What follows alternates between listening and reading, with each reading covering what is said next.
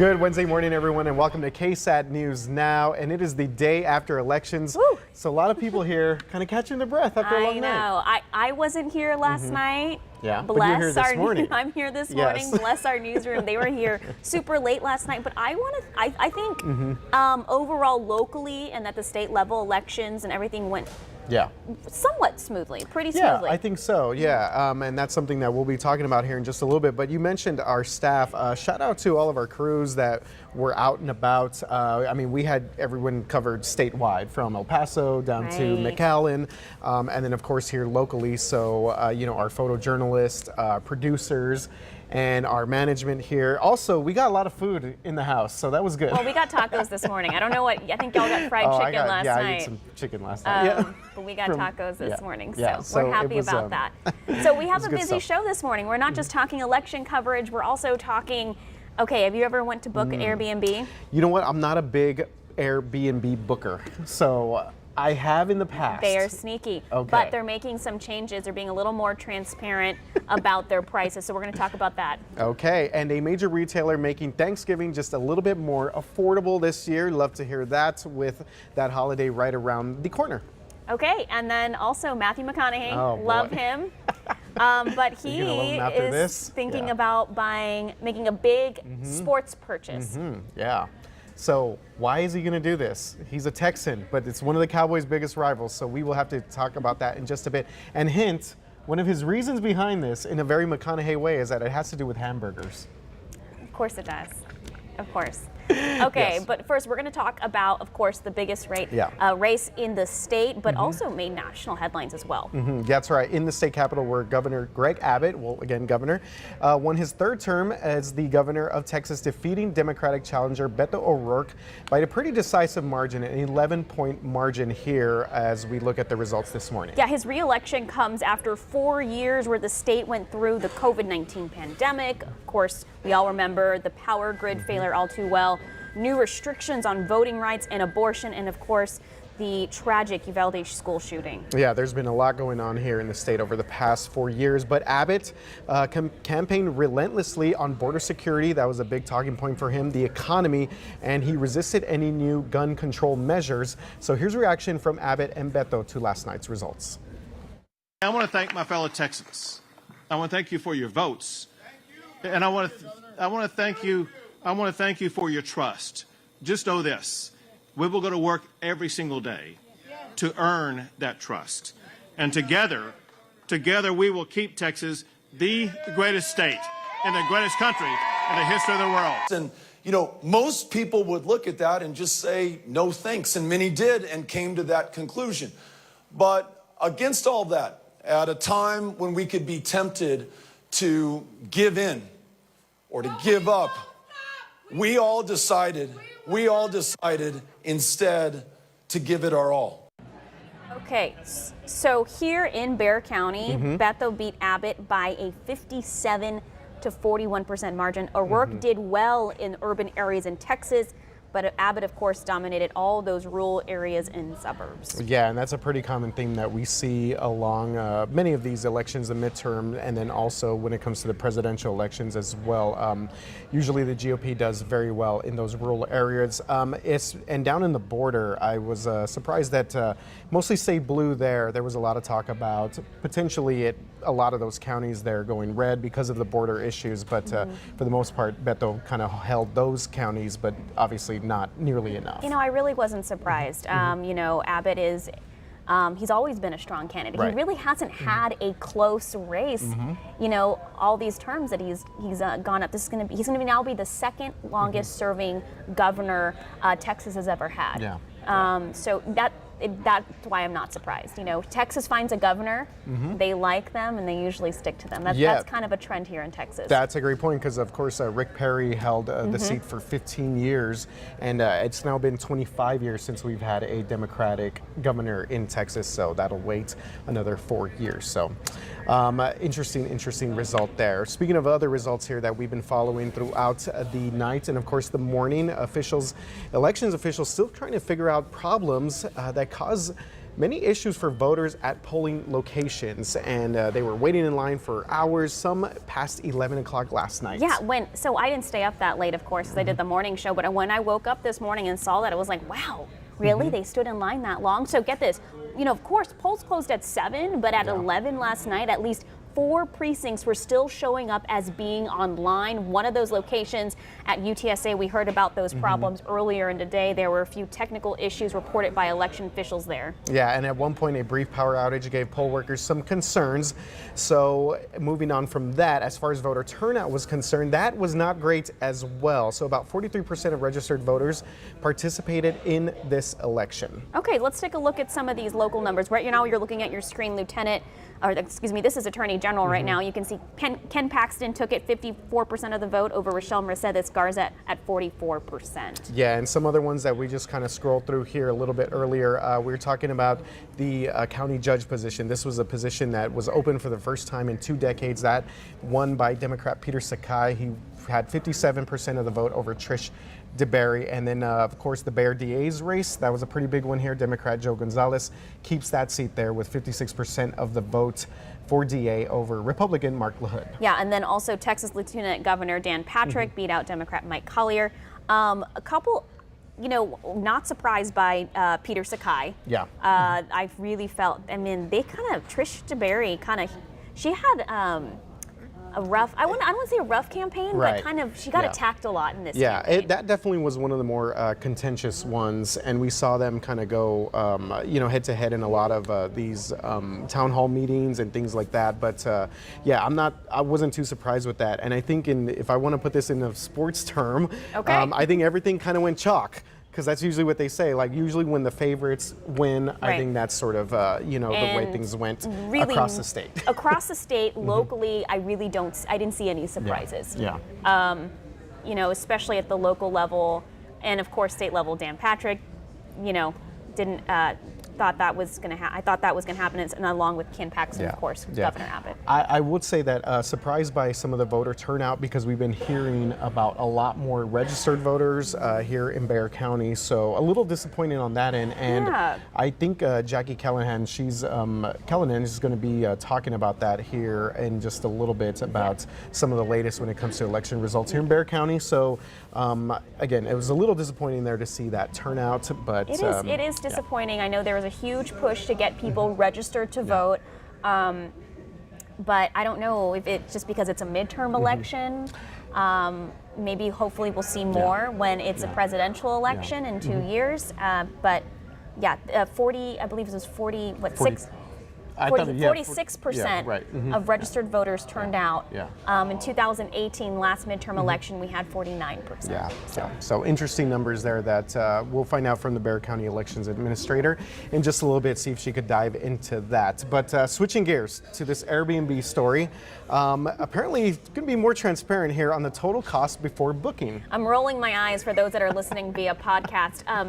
So if you ever go and try to book on Airbnb, you're like, oh, cute little bungalow, right. Getaway, $120. It's like false. It's always wrong. Wow. So Airbnb will finally be more transparent on their total cost for booking. Users will soon see the total cost of booking stays before they check out, reversing a long-standing policy that had peeved many. I like how you had that in there. Peeved just annoyed a lot of people there. I have been peeved before. Was it literally that last thing that you had to do where it just came up?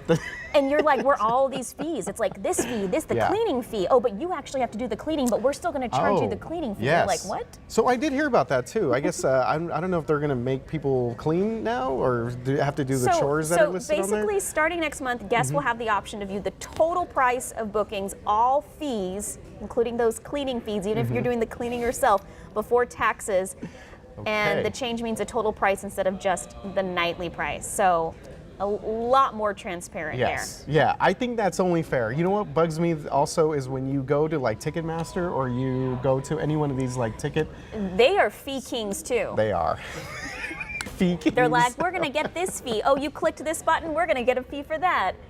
You get a fee. And you get a fee. You want to think about getting concessions? Hey, there's a fee for that. You want an aisle seat? You got a fee. Yeah, a lot of fees going out there, hidden fees, but thank God, yeah, Airbnb's obviously making some changes there, hopefully listening to their guest and They're listening. being a lot more transparent Stop. there. Don't charge the cleaning fee if I have to do the cleaning. That's all I'm saying. Yeah, what's up with that? Yeah. Okay, a lot of things need to be figured out. Producer Dylan is stepping in today for producer Listen. He's just chuckling over there at Sarah's thoughts this morning.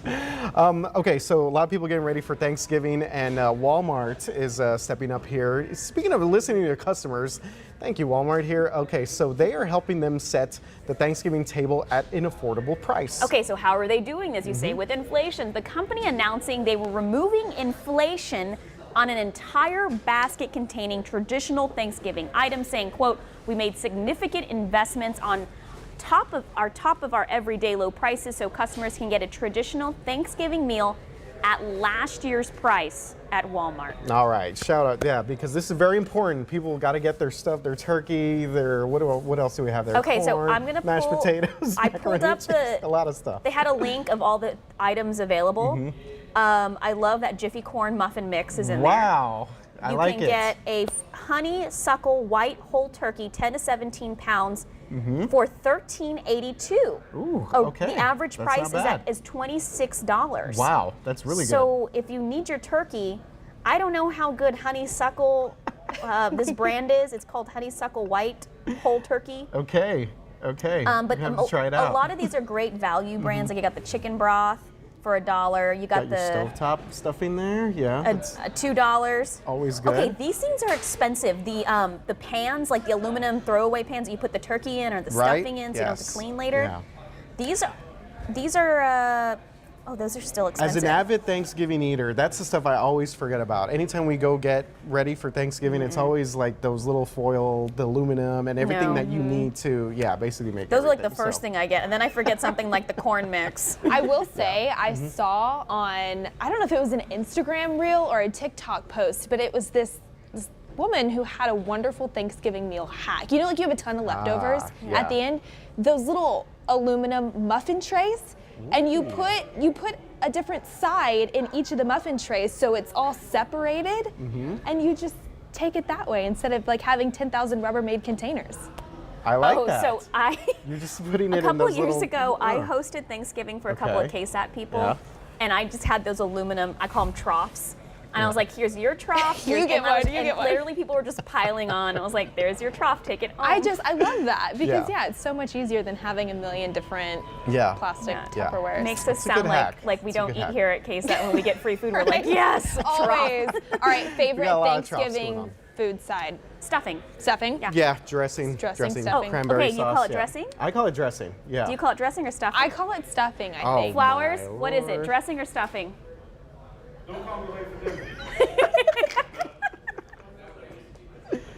Thank Is it you. dressing? Okay, All right. Dylan. Okay, dressing. Dylan from Yeah. Louisiana is saying it's dressing. I always Dressing or just hear it stuffing? both We always ways. called it stuffing, the Acosta household. Yeah. Ah. It's Dressing or good, stuffing. no matter what Flowers, it's called. I didn't hear your dress. Don't call me late. Yes, that would be Robert. Robert Flowers, our director. Oh, he doesn't care care. what it is. He doesn't He just care. said, I just won't be late for dinner. Okay, That's basically what that's he it. He'll eat dressing or stuffing. No matter what. That's Well, what it's delicious. yeah. No matter what you want to call it. You sparked a good debate. Yes, that was fun, clearly. Okay, so not Thanksgiving weather today. No. Okay. But by the end of this week, specifically on Saturday and Sunday this weekend, a much different story. But before we can get there, let's talk a trivia question about the humidity. Where does San Antonio primarily get its humidity from? The Pacific Ocean, cold fronts, Medina Lake, or the Gulf of Mexico? Wow. I'm gonna go with D, the Gulf of Mexico. Okay, she was ready. She's like, this is. Well, I'm from Corpus, and I grew up with that humidity, but I'm like, does it transfer? I don't know. Okay, that's good. RJ, what Okay, about that's you? a good. I feel like D is the very obvious answer, and A is like the completely unobvious answer. But it is D. It Oh is my God. D. Can Good you imagine job, if it was you wrong? You're guys. like, Wow, 100%. wow. Yes, so Corpus, of almost went course, with cold is fronts, I'm not humid gonna lie. way more often than we are, even though we are humid all the time.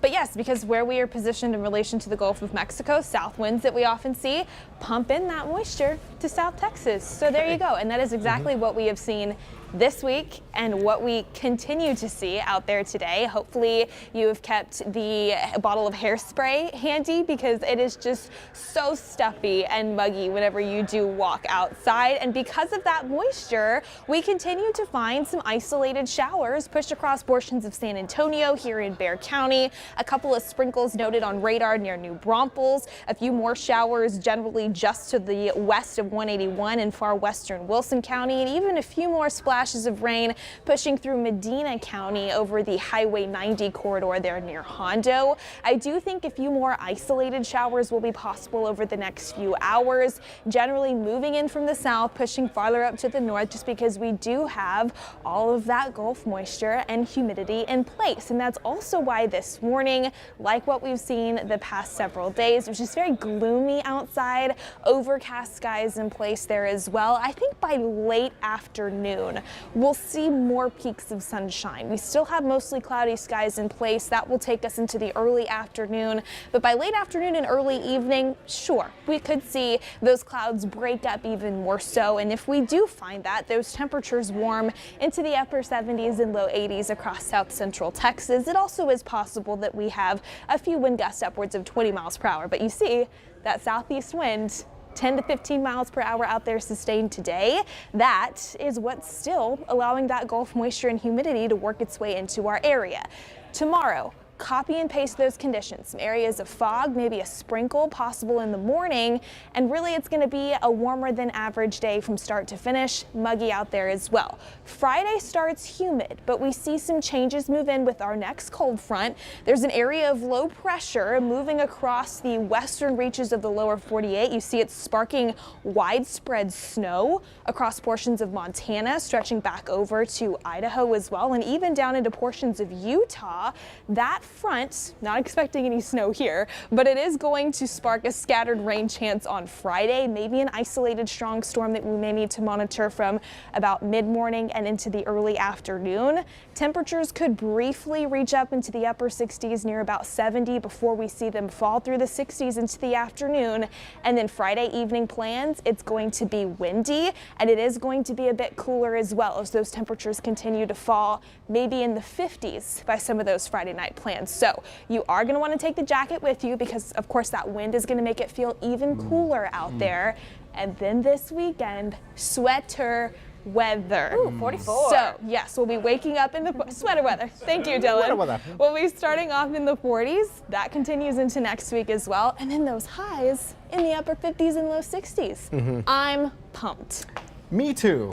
I'm a big fan of fall weather. Okay, so but then I kind of get humidity- tired of it. So yes, it's going to be Saturday morning it's drier. Yeah. But Friday it's still here. Friday morning, yes, it'll still be muggy in the morning. That drier air filters in Friday night and then into the weekend. Yeah, this morning I was like, not even have time to do I'm just like slick Well, bun. it looks great. That's what I should have done too, because got I was the like, San why did I Antonio even try? tight bun. Yeah. Y'all both Yes. look great. You don't understand what it's. You don't understand the struggle. I do not. I'm not even gonna. I literally was just like, could not forget my hairspray bottle whenever I was Like, leaving today. The Like, frizz, the makeup melting off. all of it. Must look be great. nice. Anyways, but yeah, this Just weekend roll will be out a of lot bed. better in Yeah, that department yeah. for sure. Okay. Yeah. Thank you, Sweater Mia. weather. Sweater weather. Sweater Here we weather. go. Sweater weather. Yeah. Here we go. We are excited about that. All right. So what in the world is Matthew McConaughey up to? This is a question I ask myself every day. That's how you wake up. Yes. Well, turns out the prominent and very popular Texan could become a part owner of an NFL team. I didn't know he was like that caliber of money. Yeah. Like, because there's He's on celebrity a and then good there's level. like Bezos, okay? There's like Yeah. team owner. So there are reports that McConaughey was interested in buying the Washington Commanders, that's kind of random, who are reportedly up for sale. Yes, there is a reason behind this. So this is a report from the Washington Post, and it says that the actor is exploring joining or forming an investment group that includes Amazon owner Jeff Bezos, and of course the rapper and superstar mogul, all everything entertainment and mogul Jay-Z.